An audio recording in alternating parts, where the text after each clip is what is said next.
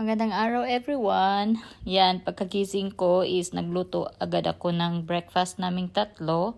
Ano lang pala yan, bacon, itlog at saka toast bread and juice. So yan lang aming breakfast for today. And dumating na din pala ang aming order from Amazon.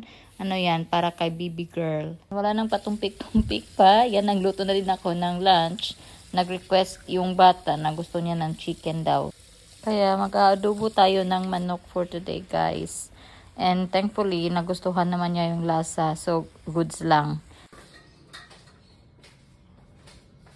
Let's eat, y'all. Pose. Oh, it's a lot of things. Oh, we got.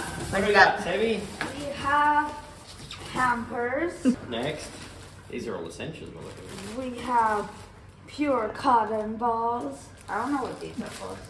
We have Oh, that's our fancy backpack thingy. fancy backpack it's a thingy. And Diaper. look, it goes out, like, so you can change the baby on it. It's a diaper bag. A fancy diaper backpack thingy. That was supposed to go. We have a blanket. That's yeah, it's changing mat. We have a stroller. Is this a stroller? What is that? What is it? Maybe that's the for the couch. For the couch. one. Lounger, I guess. That's Yeah. what they called it. You're in charge of putting all this together, by the way. Yes. Sound good, yes. I guess I have the most free time out of all of us. Yes. Is there anything Ned else? is busy doing house stuff and being pregnant. Oh. And we have a baby bottle warmer. And sterilizer, I guess. Okay. Nice. That's it? It's all the swag. Yeah. Right, shall we put it back? Nice stuff. Yeah, probably. So Jabba doesn't. Jabba, Not for you, it's Jabba. not for You've you. got a surprise in a couple of months, mate. Aalis pala kami today. Pupunta daw kami ng Dubai Mall kasi may bibilihin yung dalawa. So ako is sunod-sunod lang sa kanila. And yan, pagkababa ko, tambak ng mga boxes. Ano yan, puro kay baby girl yan na order namin sa Amazon. Si Jabba, na-sense na naman yan na aalis kami. Kaya kawawa yan o nakaano sa akin, nakaharap. Pagkababa pa niya o tinitingnan niya yung leash niya. Kasi kala niya kasama siya sa amin. Bye, my love. You're a good boy. Yeah? Since weekdays, hindi masyadong ma-traffic papuntang Dubai Mall. Kaya yan, mabilis lang kami dumating. Walang aberya. And tingnan nyo naman, kung makikita nyo ang tataas ng building talaga dito sa Dubai. At ang gagandang pagmasdan. Nakarating na kami, guys. And si Di, inutusan niya yung bata na siya na yung mag-charge ng sasakyan. Kaya yan siya. Excited naman siyang gawin din. I told you what that song's about. Where are we? Another exit?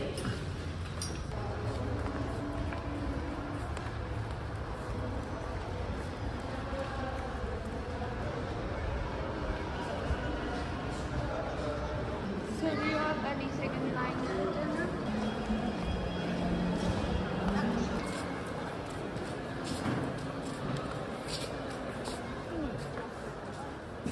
This is not hot stuff.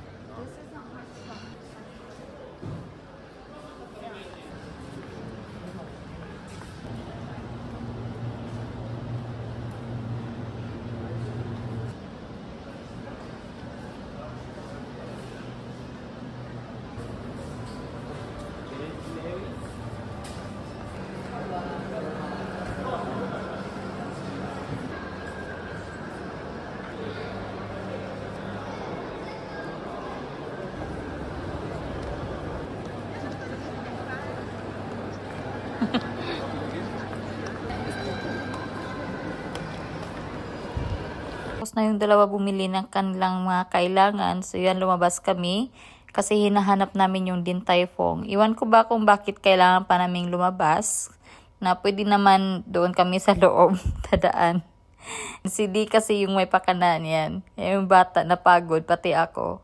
Pero goods lang kasi maganda naman yung view ng Dubai mall sa labas kasi makita mo yung Burj Khalifa. Andito naman tawang-tawa ako kasi naiihi kami. Ito si D, pumasok sa may Burj Khalifa. Eh di sumunod na lang din kami. Tapos ang tahimik namin dyan kasi sobrang tahimik ng hotel. Pumunta lang talaga kami dyan para mag-washroom lang. So yan pala yung washroom nila. By the way, Armani Hotel pala itong pinasukan namin para para umihi. First time ko palang pumasok dito. Ang tahimik. Maganda siya pero tahimik. Kasi siguro Ramadan or di kaya weekdays kaya wala masyadong tao. Kaya yan, kita nyo natatawa pa ako kasi kalain nyo, pumasok lang kami ng Burj Khalifa, Armani Hotel para umihi. Ito talaga si Di minsan pasaway. Quality clothes.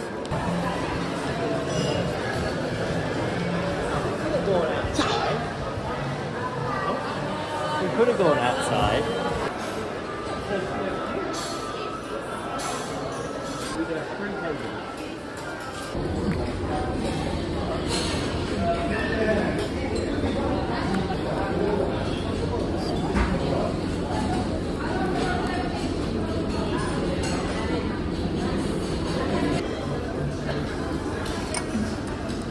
So you would have had this. Did you have this when we Halo kain ang sabi the white rice. Sweet and sour chicken soup. Okay. Shalom bao.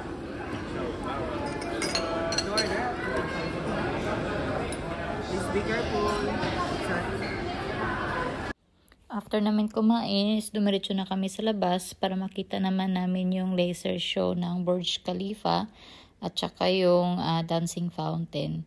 Ganyan kaganda ang Dubai Mall mga people. Pag nakapasyal kayo dyan, ma-amaze talaga kayo. Kahit minsan, no, paulit-ulit yung tugtog na ginagamit nila dyan sa fountain show. Pero mapapahinto para mag-picture or mag-video ka talaga. Sobrang na-enjoy ko yung lakad namin today kasi yan nakakita ng fountain show, tapos nakakain ng paboritong pagkain sa Din Tai Fung, and nakapasok sa Burj Khalifa for the first time. One scoop milk chocolate chip. Yeah, in a cup. Before umuwi, sumaglit muna kami sa Bath and Body Works kasi gusto ng bata bumili ng perfume. Pauwi na kami and naalala ko mga people, hindi ko pala naiwanan si Jaban ng pagkain. Buti na lang hindi masyadong matraffic kaya mabilis lang din kami nakarating ng bahay. Itsura natin. Itsurang pagod guys. Grabe na naman yung lakad namin sa Dubai Mall today. Pumasok pa talaga kami doon sa may loob ng Burj Khalifa. Ilang steps ba ako? 13,000 ata na steps or 14, basta something ganun. Sumasakit yung balakang ko pero kunti lang. Kaya lang mahirap minsan kasi habang naglalakad ako, umiikot-ikot doon, gumagalaw din si baby girl kaya pahinto-hinto ako kanina. Pero ang saya, ang dami naming na anuhan din na ikot-ikutan ba hanggang sa napagod. Kumain kami and then umuwi. Si Jaba, ilang oras ba namin iniwan? Siguro mga 5 hours. 5 hours ata. Pag-uwi namin, pinakain ko, gutom na gutom. Kasi hindi ko siya iniwanan ng pagkain nung umalis kami. Kaya yun, pag-uwi namin, binigyan ko siya agad ng pagkain. Ubos. Gutom na gutom yung aso, kawawa. And yun lang guys, basta nag-enjoy kami kasama si Di at saka anak niya, nabusog din. Tapos actually late na dito, tagal kong natulog, 12 something na dito, so matutulog na ako kasi bukas alis na naman kami.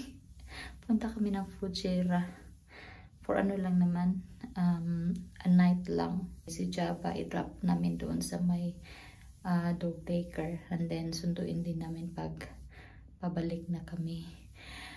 So yun lang guys, and good night. Thank you so much sa palaging panonood. God bless always. Bye bye.